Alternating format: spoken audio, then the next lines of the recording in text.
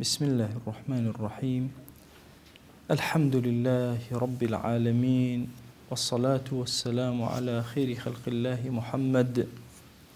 وعلى آله وأصحابه الكرام وتابعيهم بإحسان إلى يوم الدين. ربنا أرنا الحق حقا وارزقنا اتباعه، وأرنا الباطل باطلا وارزقنا اجتنابه. ربنا آتنا في الدنيا حسنة وفي الآخرة حسنة وقنا عذاب النار. برزانم لخزمت كتابي نابي مداواة النفوس وتهذيب الأخلاق ابن حزم جيان بسر أبين. يشك لو قاعدة زور قرنقانيك باسي كأمر لخزمتي أبين بابتي اللقاء. إنسان زور شتيك لقرفتكاني ببيقيشتن حل أبي وشار سر أبي. زور كان لنكردني قصو نقيشتن بيكتر قرفتكان على السر أبي. بوي أفرمي اللقاء يذهب بالسخائم. كدوكز لقايك كانوا أجن يكتروا أنا سبحان الله أو السخيم وبغضو كينيك لدلي أنا لقوا الربيت نامنت. بوي أفرمي فكأنما نظر العين على العين يصلح القلوب. الله هاي قاعدك كأنما تشاو كبر تشاو أكوي هر خوي تشاو كان إصلاحي دلا كانوا رشانخ. بوي بابتي جيشتن بيق لقل دجمنا كانوا خصما كان زور قرنق يكسر نيوي إيشا كان أبو حلق على ما دام أو هيا فلا يسرك اللقاء فلا يسرك التقاء صديقك بعدوك فلا يسرك التقاء صديقك بعدوك. خوش حال نبي كاتك دجمنا كاتو رفيقك بيق أجن شو كأجر بيق جيشتن في صلحك ولا كردوارينا لين دجمنا كم دوستنا اگر دجمنا كان جيشتن بيك كابو عن صلحك واضح زورك لصلح دروس أبي فإن ذلك يفتر أمره عنده. اشتكى آسانك هاتول الليان بويا دائما خوي اگر يسوء بويا صديقك أو أنا بلاي مثلا ولا يسوءك التقاء عدوك بعدوك بيو خوش نبي يعني والله من أصل أما أمدو أنا بيجن بيج أجن كبيج جيشتن باش لقايك دبلوماسي أكن بزماني أمره هموش تكان رككه بويش زور كاد أجد دقيقة عندما بيا دولة دارية أبيني مثلا دو دولة كيشيان هي كم جار بواسطة دس في أكن ناقن يكتر دو أكتر أجن يكتر وكيشكان حلبا بويا حلبوني كيشكان ممكن بهوي بس شاوة كان وكبر يكتر أكون برق لقرفته كان كيشكان حلب بويا مخالة قرنقة وبابلن حكمتي كي قورية دانيتي كي قورية بو إيما أتي أجاري وهي دوستيك كسيكت ليد عاجزة بجورك لجورك ومجرد يجيشتن بيك بريكي زور لكيشكان حلب. بويا محمد فتح الله قولان قصيكي هي علي أويك خوما لدرو بيما نأكل لأرزروم لتركيا علي كما لتاتورك بيه كردين لسجنة علي لدرو كسما بيق نأجيش حاليا كي لسوجيكا وشر وكيش ومشاكل علي حرهم يجينا كلان يكسجن علي نيوجيا كم بخوا بلالوت يكو لغلي كاكرد ماني شهر ماني هرب الجماعات كي والله نيوجي دوها موسيهم والله ريكوتينا إن جاء الله هاتين دانشتين كان بابين نخشي تركيا دابنين بوسط صالي أين دتشبك هل لو سجن بوي اللقاء زور كادو اختلافاتاني كهي بس لقاءك هبه بريكي زوري حلب لبين جنومير دي شاوا يكورا أقر بقات أو يكتر نبينين إتا وشركة زو قرص بس أنا بقانا يكتر دو قصب كان حلب واني أنا شموير حكمي ابن حزم رحمتي خوالي موضوع كتير باسكا إما لكردواري خومنا هميشة بابتك هي بهر كسيك بلي أرد شي إنسان بيركا هما الله خفت إنسان بيرك خفت جزء كي بتشوكا لترس. بويا ابن حزم أفرمي أشد الأشياء على الناس زونيشتا كان سخلق شيء يكمش الخوف ترس دواي الهم هم مراقي كتابي وأنا يتر زور زحمة الأداء بيرتكا إن جاء المرض إنجا نخوشي طبعا زور تأثير لإنسانك إنجا الفقر فقيري كابول لهميان بقوة ترسي خوف ترسل لإنسان لدواء أو ببلي دواء أو تشي دي مسألة هم دي إنجا نخوشي إنجا فقيري راس أزاري زورة بلام كمترين أزراري نفسي لسر إنسان بجيال نخوشي زورتر هم وغم أو زور مشكلة بابتي هم أزان إنسان هندي جار بهم أمريت هم مكان أي كوجي أولا هم وغم أخاته ضلي خوي بوي إنسان دائما هو بدا زور واقعي بجي سنوريكم هي چوارچێوەیەکم خۆم چوارچێوەی پێداوم لەم چوارچێوە چێژ لە چوارچێوەکە وەرەگرم لە دوای ئەمەوە هەرچی تر خوای گەورە پێ عەتاکردم ئەمە هەمووی بەرزبوونەوەیە و ڕەحمەتی خوایە و هەنە جاریش لێ مەسەنێتەوە زۆر بە تەبیعی هەندێک جار خوای گەورە هەندێک نیعەمی ترت لێ ئەسەنێتەوە ئینسان سەیری ئەیوب کە عەلەیهی سەلام زۆر دەرسی گەورە وەرەگرێ ئەیوب ئەو هەموو مەڕ و ماڵات و کوڕ و ئەولاد و خەدەم و حەشەم و سبحان الله هەر ڕۆژێ خەبەرێکیان بێنە والله أو أمد لدزدا أو لدزدا حتى نما لأخيرا خوشي نخوشك يعني إن أولادك من نخدم بس خزانك تو كسير قرانا أتافل مدو كسبون كان أمشوان أكل أو دو كسر في رواياتك أفرمي يشي كانوا تيوتي والله حتى سيرك أمبيا وجناهك زور قريب بوي خوا إليك باشا أو كزور تابعي ومقربين شو إيش ويليها بوي زور غمي خوارد الدعاء كردو ئیتر خۆی گەورە وردە و دەروی خێری لێ کردەوە بۆی ئینسان تەسەوور کە ئەم نعمەتانەی کە هەتە هەمووی ممکنە لەدەست بێ ممکنە زۆر بە زیادە وەرگریت بۆی کۆمەڵە قاعیدە هەیە لە مەسەلەی موسیبەتە ئەفەرمی هەر موسیبەتێک بەهۆی موسیبەتێکەوە تۆ ڕوود کردە خودا ئەو موسیبەت ئەوە ڕەحمەت هەر موسیبەتێ تۆ بەهۆی موسیبەتێکەوە دوور کەوتیتەوە لەخۆ ئەو موسیبەتە یان ئەفەرمی هەر موسیبەتێ خۆت دەست تێیە بوو لە تێکدانیا خوي گەورە پێت عەتا ناکات ئەگەر موسیبەتەکە خۆی لە دەست سەندرا زەمن لێی سەندی خوددا پێت ئەداتەوە بە زیاترەوە بۆیە بابەتی خەوف و هەم و باشە مەڕەض و فەقر ئەم چوارە ئینسان داغانەکە هەڵیەتەکێنێ بۆی ئینسانە بێ زۆر ئاگای لێ بێ تەجروبەی ئەم پیاوە گەورە ئیبن حەزم ئەفەرمێ ناڕەحەتترین شت لە سەر ئینسانەکان ئەم چوار شتێ وأشدها كلها إيلاما للنفس الهم للفقد من المحبوب أفرمي دقتي شمدا ولا ما نل هموينا راح ترشيه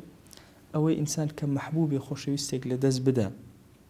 أو زور زحمتي دروني أدا زور هم غمدا أجرين للشعر كردية زور باسي بيري كرقم كردا باسكري كلا بيريا إنسان كركي خوي لدس أدا شيء لده إنكم والله ما صام بيني وكأو حالته يكسر قران كذي جورم فيها بيني ونزور كي لو أنا ما صام لحميني السراوي ليركا يشغل أولاده كاني لدس دا يترتوا أو قوة وهيز وتوانا وتدريس وداخل بهم بخلق أو شوق ورغبة وينينما كجايب زين نيكيت لو أنا مثلا ما صار نوري فارس ك لدواء يشغل أولاداني رشد يعني يكسر توا ماصا لشوازي قنجي وقيتي وجواني وردو دبرو حرموا بيري وأنا رشد قرآن هاي زور جورة تسبيح كده أولاد درس دور الحمد لله نكوتوا ولا نسيم نكوتوا بلام يكسر هستذكر ماصا بيرو شو كمان فقيه بسوق من كاتي أو حالات دروس بو أو كات زماني جراني أو أنا بو هشكس على جرة شيء بيبوي أكوجرا خطر بو يعني بهاري بي أبوي على جرة شان نجري كده هبو يعني على جرة شيء بيبو بيلاويتي أو كشتو يعني وين زاني بهاري كبردو يعني هيك شيء يعني بو تون حالك زورنا راح هذا خلق كوريكيش إيش لو بيانا وأنا رشد إتر قدرك أو هابو ما صار زور غمو بجاريك زور جورد ضلوا درون داير كر وهكذا بوي إنسان كمحبوبي لدس أدا أجر زور هوشيار نبي زور شد لدس ما صاب كي مدرس باسك فرميك خزاني يكم طبعا ما صاب كي مدرس سجني هو استيكان آمين إذن لا نترشي مارا بري ونيقواس إيش أنا آمين أبوه قدرك زور سير بوه لحياتي حتى من برسالم كنت ما صار خوي بدو أنا قرابة ما صار شيء محمد برزنجي موت خوي بدو أنا قرابة هر خوي وابوتي والله هر خوي واب قدرك أو بڕواکەن کە خێزانی یەکەم فەرمێ کە وەفاتی کرد و مناڵەکانم ئەبینی بەو شێوازەوانە ئەڵێ نە تەدریسم پێ ئەکرا نە ئەمتوانی ئەڵێ غەم و پەژارێک داگیری کردم اینجا ئەڵێ هەمویان دوعایان بۆ کردم بۆ ئەم غەم و پەژارە سەر دڵدەرن بڕۆ زۆر بە زەحمەت بۆیە مەسەلەی فقدانی محبوب ابن حەزم ئەفەرمێ زۆرترین شتێک کە ئازاری نەفسی تۆ بدامێ اینجا ئەفەرمێ وتەوەقع المەکروهی شتێکی تریش زۆر زەحمەت و ئازاری زۆر ئەوەیە تەوەقعی شتی خراپ بکەی تەوەقعەکە ئێسمە خەڵکەکە دائیمە خەڵکی ئێمە بۆچی ئەوە ئیعلام وات لێ ئەکات تەوەقعی مەکروهکەی تەوەقعەکەی مەعاژ نامێت تەوەقعەکەی تووشی سەرەتانەبی تەوەقعەکەی ساڕۆخێکی ئەزەم ئێرا بکەوێ بەسەر تا وانە ئەنو التەوەقعاتی خراپ بە زهینی ئەم زەمن سبحان الله ئەو تەوەقعی مەکروهە کە ئینسان ئەیکا وهای لێ ئەکا هەموو غەمێکی گەورە ئازاری ناخی ئەدا بۆی ئینسان تەوەقعی هەموو شتێ بکە کە بێتە ڕێی بەڵام نەیکاتە خولیا و خەیاڵ و با بڵێن ئەوەی ناو دەرونی خۆی اینجا ئەفەرمێ دوای ئەمە مەڕاس زۆر ئازار ئەدا اینجا ترس زۆر ئازار ئەدا اینجا فەقیری زۆر ئازار ئەدا کەوابوو ابن حەزم ئیلامەکەی یەکەم دانەخستە کوێ خستە سەر هەم ئەڵێ هەم زۆر وێرانتەکە بەڵام هەم لە کامیانە هەم ئەنواعی هەیە هەممی فەقدی محبوب هەممی تەوەقعی مەکروه ئەمە اینجا دوای نەخۆشی دوای ئەوە بۆت ئەڵێ دەلیلم چیە لەسەر ئەمە کە تەرتیبەکە بەو شێوازە نییە یەکەم خەوف بێ و دووەم هەم بێ و دووەم مەڕەز ئەوە بەو شێوازە نییە هەم لە پێش هەمویانەوەیە ئەفەرمێ أن الفقر يستعجل ليطرد به الخوف ئینسان جاری وا هەیە حەز ئەکا فەقیر بکەوێ بەس خەوفی لە کۆڵ کەوێتەوە خۆفی لەسەر نەمێنێ مەسەن کەسەکە ترساوە پارە ئەدا محاولە ئەکە ئەچێتە لای ئەمە شتی خۆی سەرفەکە خۆی فەقیرەکە لە پێناوی خەوفەکەی نەمێن ئەفەرمێ فيبذل المرء ماله كله ليأمن هەموو ماڵەکەی سەرفەکە بەس بکەوێتە ئەمن و ئەمانەتەوە لەو خەوفە ڕزگاری بێت ئەوە ئێمە الحەمدولله کەسمان نەکەوتێتەوە دوژمنایەتی و ئەو شتانە تەسەوورەکەی کە ئەکەوێت ئینسانەکەوتە ناو دوژمنایەتی ئامادەیە هەرچی شتێک لە دەستی بدا بچێتەوە سەر سفر بەس بە ئەمن و ئەمانی بژی من لە لادێک مەلایەتیم ئەکرد خەڵکی لادێکەوە هەندێک کوژرا ئەوشت لە بینیان لەگەڵ لادێکی ترە هەبوو تەسەوورەکەن ئافرەتەکانیشیان تا بەیانی حرەسیاتیان ئەگەر بە سیلاح خۆشیانی تیانەوە زۆر زەحمەت بوو بەلایانەوە بەس بۆیە ئەمانەت ئامادەی هەرچی ماڵتە سەرفێکێ بەس ئەمین بی کەوابوو ئەگەر سەیری پلەکانکەین کەوابوو خەوف زۆر تونترە لە فەقر والخوف والفقر يستعجلان ليطرد بهما ألم المرض هم ترس هم فقيري إنسان پلأك بدسي يعني لبناوي آزاري نخوشي لكول كوي فيغرر الإنسان في طلب الصحة ويبذل ماله فيها إذا أشفق من الموت إنسان كاتك نخوش كوتوزاني برو مردن أروات أوانا ئامادەیە نەفسی بخاتە ناو هەلاکەتەوە لە پێناوی چییە لە پێناوی ئەوەیکەوە ئەو با بڵێن نەخۆشی لەسەر لابچێ ئەوەندە هەوڵ ئەدا هەرچی ماڵ شێتی سەرفیکە لە پێی نەخۆشە ماڵ هیچ نییە فيغرر يعني يعرض نفسه للهلاك باشە خۆی خاتە بەر هەلاکەتەوە لە پێناوی ئەوەی تەنها و تەنها نەجاتی بێ لەو نەخۆشیەوەوان جا حتا هەندێک جار مەسەلەن کەسەکە بۆ نمونە مەسەلەن بەنج ئەکرێ و عەمەلیات ئەکرێ ئێوە لە خەوفێکی زۆر کەورەیە تۆ کێڵی یەیتە دەرەوە کەچی ئەوەی پێ قبوڵ ئەوەی پێ قبوڵە بۆچی پێ قبوڵە خۆوە خەوفە لە پێناوی ئەوەی ئازارەکە مەڕزەکەی لە کۆڵکەوێت یا ماڵەکەی هەموو سەرفەکە لەو پێناوە جا ئەگەر بابەتەکە گەیشتە بابەتی مردن ويود عند يقينه به لو بذل ماله كله ويسلم ويفيق باشا ئەگەر گەیشتە حاڵەتی مردن هەرچی ماڵێتی هەمووی سەرفکە بەس ئەوەنە چاک بێتەوە ژی طبعا ئینسانەکەوە والخوف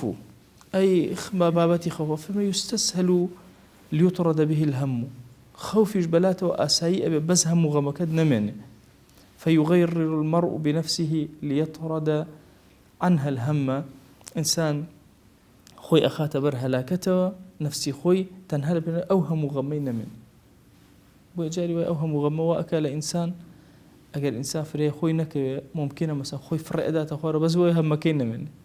ما إلى أوروبا يا خوي شنقة كانوا خوي أكوجن هو كاركي أمن أفرمي أي باشا كام نخوش يزور زحمته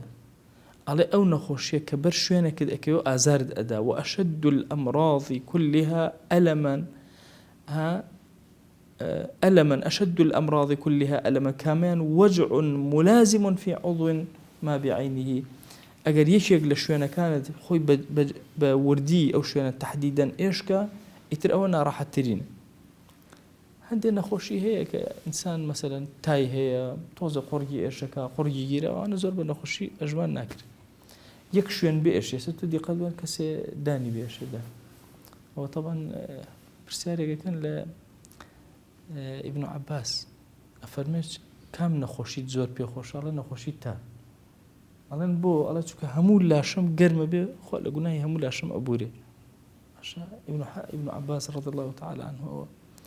يتشين دي فرميش ساتو باسي وكهلامتو أنا زور كفارتي قناه نية وليها بس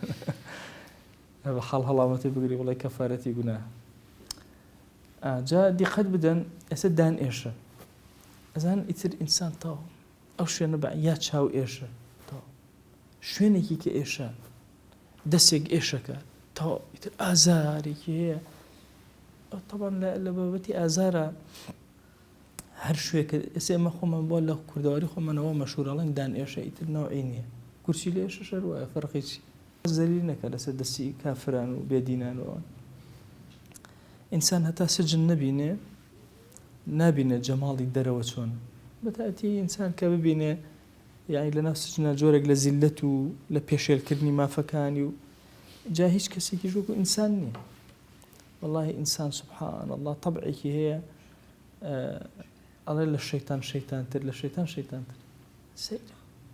يعني إسي قد بيني وتانا مثلا شير آداتي يعني هبه بو تعذيب داني شيري كتير والله إنسان آلتي هي بو تعذيب داني إنساني كتير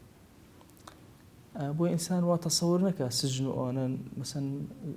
آسان وأجمل سجن لا والله زور زحمة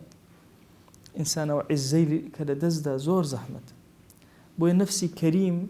نار حتى رينشد بلا أويك زلي مثلا وزليل إتر أم زلة زلي سجن زلي جناها هم أنا زلة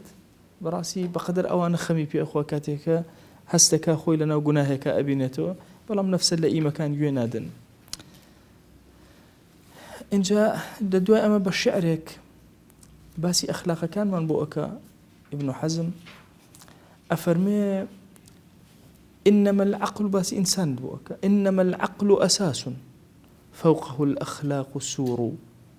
عقل أساسي إنسانيته منطق أساسي إنسانيته لسروي أما وكومالي أخلاقا أم أخلاقان السور شوران بدور عقلا ناهلا عقل توشي هلا ببيتو أو كوابو أويك وعقلتو أبارزي أخلاق برزكانت وحلي العقل بالعلم أي شون عقل برازيني نوا بعلم أرازيته وإلا فهو بور أقرواج نبي أو عقلك كهلاك بور لأصلا بزاويكي بكلق أو تريك هيجي لنر باشا الله زاويكي بكلق اللي كوتو توشي هلاك دأكا أجر بيتو عقل بعلم نرازته يا علم بعقل نرازته هيجي سفاديك لا نعلمك كين لعقلك جاهل الأشياء أعمى لا يرى حيث يدور أو كسيكوا جاهل بشتكان وكو كيروايا نازانه چی بدورو بري أبوزري يعني استتورا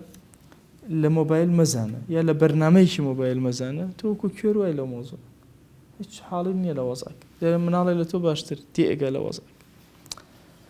أفرمي وتمام العلم بالعدل أي شون علمكم كامل كم هر علم هر أوني بيخانين علم أوي عدالته بيلا قال لي عدالتي جوتو مانا شيء تعريفك إنسان لقناهي كبير أخوي أباريزه باشا إصراري نابي لسر صغائر إيه واشتكينا مروءتي بشكين أو عدل أفرمي تمام علم بشيء أبي بعدل أبي وإلا فهو زور أجنا علمي زور علمك كا السوديكين ولا جي خوانية أي عدل بشي طوابي أفرمي وتمام العدل بالجهد طوابي عدل بالسخاوة أبي إنسان سخاوتي النبي حد شي بيناكر بوين ناكر يما لا سخي نبي أبدا باشا أو كسيكا لو بوارا كاركا إلا هبي سخاوتي نابي ملك سخي نبي نابي داعي سخي نبي أبي إلا أهل جود بيت شو عدالتك بودا أمزري ونابي عادل نبي شو علمك ببي عدل دانا مزري ونابي عالم نبي شو عقلي دانا مزري أو تسلسل ونابي أخلاقي برز نبي شو شوراكي شكاوى أوكات أفرمي وتمام العدل بالجود وإلا فهو جور أقرأ أو النبي جود سخاوتي يا نبي جور ظلمة أو ظلمة طو تشو تبابي لبابي عدل وشو تبابي جور بوي إنسان بهيش يوازك أبي نفسيتي خوي الرابين لسر شيء لسر سخاء أجل نفسيتي خوي الدرانين لسر سخاء أبدا قورنا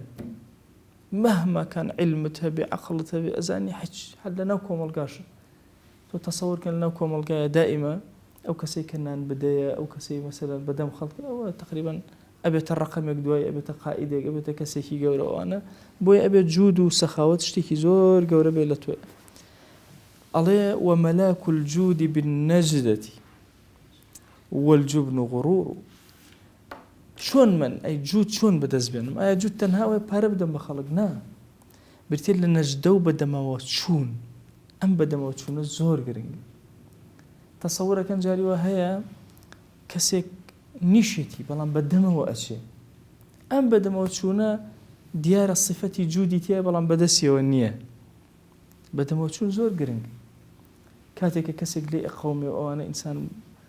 طبعا أقول لك عربة زور لكردانية وسياسة كسيك لي بقومي حتى خوي هاورنك كسها وكارينك لا يأمن طبعي كرد أو هذا أزان لعربة أو هاني كسيك لي قومه أو شون خلق بلا مرة هاوكاري أكا ببيه هيج يعني تجاري وهي نخوشي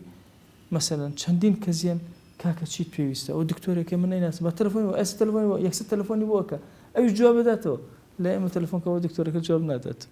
سبحان الله أو صفتي جودة العربة زور قوية هستكي شهامتك زور قوريانتي له بوي أفرمي جود بشي دزگير أبي إلا بنجد دزگير تبا بدم وشونه وبو همته خوي قورش خوي بركات بسر كسكا أباري أي ترسنوكي حيث نية غرورك لإنسانة أفرمي أصلي غرور تزيين الخطأ بما أنه صواب إنسان خوي بو خوي بيوايا إيش باشك ترسنوكي أكا بلام حجلة مثلا ناقورة ترسنوكي بس إنسان زليلك رحمتي خوالة رضا ورحمتي خوالة خالدي كوري وليد بي لسر مرقا فرمي والله شوين اقني لا شم طعني كبرنا كوتب يا تير يا شير اشتي كبر كوتب فرمي وها أنا ذا أموت كما يموت البعير ما يسمونكو وشتر أمر من سرجي فلا نامت أعين الجبناء باتشاوي ترسنو كان نخي طبعا أو قصي زور قوري سأو بندل لنا عربة فلا نامت أعين الجبناء باترسنوك كان شاويا نشيت خو يعني شي وانا زاني أو خوائك خوي إسراحت خوي كوتنت أوتا لنا مشتري تيرا نكجرا ودواي لسرجي أمري بويا إنسان لبابتي جرأتي وأنا بتأتي أكثر مواضيع الدينيات أو أنا كإنسان مثلا حكمتي نبدأنا حكمته دانا موضوع الدين هاتا فيشوا زور آسان تنيش أبي ممنوني خوابي أجر نفسك بيش كشكر أبي زور ما تشكي هلب جير رأيته أجر ناس شاني أوني كنفسك شهادة ورقري بوي بابتي الدين زور جوريه كإنسان طوابي هيزو تواناي خوي بخاته قر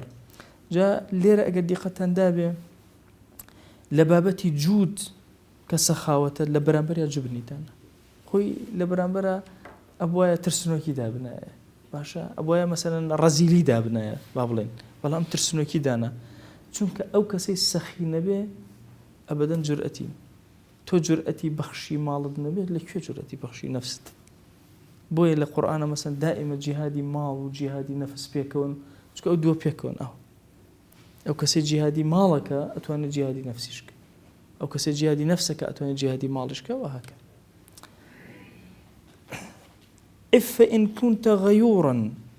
ما زنا قط غيور أفرمي غيور أو شعرك عفتو باك داويني بك أجرتو كسيكي بغيرتو بشهامتي أو كسيك بشهامتو بغيرته أبدان زنا لنا وشتو وكمال الكل بالتقوى هەموو ئەم ئەخلاقانەی کە باسمان کرد. طبعا ئەم بابەتە زۆر گەورەیە. عفە إن كنت غيورا ما زنا قط غيور. بڕواکەن لە کوردەواری خۆمانە وەختی خۆی وتویانە مەسەلەن فڵان کەس ئەوەندە ئەخلاقی بەرزە بە نەخوێنەکەی بردویانە بۆ تەبەڕوک بەکاریان هێنا، تویان لەبەر ئەوەندە شەهامەتی و پیاوەتی تیا بۆ لە ژیانیە. بابەتی مەسەلەی زینا زۆر مشکلەیە کە ئینتیشار ئەکا لە ناو قەومێکە گەلێکە زۆر مصیبەت ڕوویتی ئەکا بەهۆیەوە، و هەر کاتێک زینا ئینتیشاری کرد و لە کەسێکە وجودی بوو وردەوردە غیرەتەکەی کەمە بێتەوە، غەیوریەتی نامێنێ. بۆیە زۆر گرنگە ئەگەمە لەو خاڵە بێ و کەمالی هەموو ئەم ئەخلاقە بەرزانە بە تەقوایە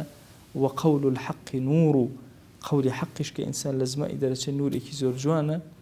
کە ئەبێتە مایی ئەوەی کە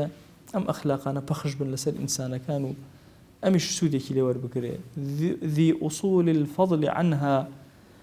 حدثت بعد النذور. ئەفەرمێ ئەو کەسەی کە ئوسولی فەضلەکان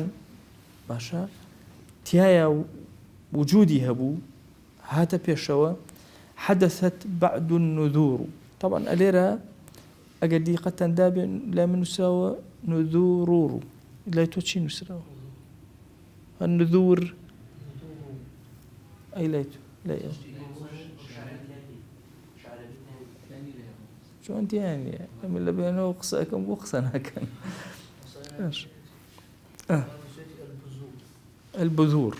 لهند النسخة أفرمي بذورة، لهند النسخة نذورة. أصل وهاي النذورة يعني القليل. ماشا أمانة أصول فضائل، عقل، علم، مثلا عدل، جودة، غيورية، تقوى، ملاكي همويانا وسروي همويانا كدروسيانا كاوتني حق. أمانة همويان أصول فضائل كان باشا. أفرمي ئەگەر ئەم ئوسوولانەت هەبوو دوای ئەمە دڵنیا بە لەوە کە هەرچی شتێک کە دێتە ڕێ لە شتەکانی تر، طبعا ئەگەر ئوسوولەکانت هەبوو غەڵەتی لەم ئوسوولانان نەبێ لە شتەکانی ترا غەڵەتت زۆر کەمە بێ. بۆیە ئەفەرمێن نذور و قەلیل. باشە ئەگەر لە ئوسوولەکانە خۆت گرت شتەکانی تر شتت بۆ دروسە بێ بەڵام قەلیلە لە توێ نامێتە. ئوسولی ئەخلاقی فاضیلە لە توێ دامەزراوە. دوای ئەوە شعرێکی تریش ئەڵێ نازەم لە ئێوە هەیە شعرێکی تریش ئەویش نییە. ئەفەرمێ زمام أصول جميع الفضائل. باشە با بڵێن سەرتۆپی هەرچی فەضائلە چییە؟ عدل وفهم وجود وباس. عدالەتی ئینسانە، فەهم و تێگەیشتنە، جودة لإنسانا سخاوتكيتي وبأس آزايتي وشهامتيتي. فعن هذه ركبت غيرها. أألم وحرشي أخلاقي تري هي هاتوا. فمن حازها فهو في الناس راس. هشكز أم شواريتيا بعدل وفهم وجود وبأس أبيت السر لنا وخلقيا. كذا الراس فيه الأمور التي بإحساسها يكشف الالتباس. تیباس و ئەبێ ئاوای بخوێنینەوە ئەلفولام بکەن ناخوێنێت. هەمزەکەی خۆشی هەر ناخوێنیتەوە ئەڵێ یوکشەف التیباس. اینجا شعرەکە ڕەکە بێ. ئەفەرمێ ڕەئسیش باشە ئەبێ ئەم ئومورانەی هەر هەموو تیا بێ و ڕەئسێکی حەساسە. باشە هەرچی ئیلتیباساتێک کە ڕوو بکاتە ئەم ذهنەی ئینسان ئەگەر ئەم چوار شتەی تیا بێ حەلە کەوا بوو فەضائیلی ئینسان بەم شعرەی تریانە ئەفەرمێ ئەم چوار شتێ بريتي إلا عدل وفهم وجود وبأس. بأس يجليره بمعنى تندو تولي وهيز وتوانا. جرأة بأس بمعنى جرأة. أما أصولي همو أو أخلاق برزانا كلا إنسانا يتدروسه بلا بشتي أمانوس أمانك أدن ليك ديان أخلاقي تدروسه بن أخلاقي برز لإنسانا كان بلا من أصول كان كإنسان أبي هول بدا أمانة هرتيابه دائما لذاتي باش برودگار خويا رحمته بزي خود بسرمانا ببارينا كرمي خود بسرمانا ببارينا سربرز ما نكلم دنيا لو دنيا يا رب العالمين. يا ربي خويا داوالي أكين نيجو طاعة عبادك أما لقبولك أم أخلاق برزانا من تيا برينا يا رب العالمين. آمين آمين والحمد لله رب العالمين. وصلى الله على سيدنا محمد وعلى آله وصحبه وسلم تسليما كثيرا أبدا إلى يوم الدين.